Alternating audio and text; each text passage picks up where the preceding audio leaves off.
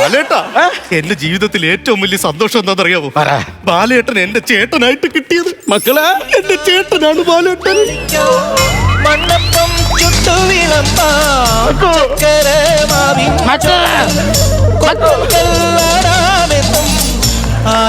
എന്റെ ബാലേട്ടാ, പക്ഷെ ഞാൻ സത്യം പറഞ്ഞു നമ്മൾ ബന്ധുക്കളായിട്ടല്ലേ ഞാൻ കണ്ടിരിക്കുന്നത്.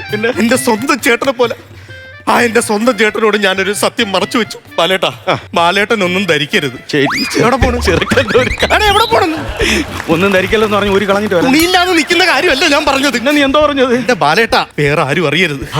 നമ്മൾ രണ്ടുപേരും മാത്രം ഇത് അറിയാവുള്ളൂ. എനിക്കൊരു ക്രഷുണ്ട്. എനിക്ക് 2 ബ്രഷ് ഉണ്ട്. ഞാൻ ആരടുത്തെങ്കിലും പറഞ്ഞുകൊണ്ട് നടക്കണം. ക്രഷ് അല്ലെന്ന്, പിന്നെ എനിക്കൊരു ക്രഷ്, എനിക്കൊരു പെങ്കൊച്ചിനോട് ഭയങ്കര ഇഷ്ടമുണ്ടെന്ന്. ഇങ്ങനെ പറ.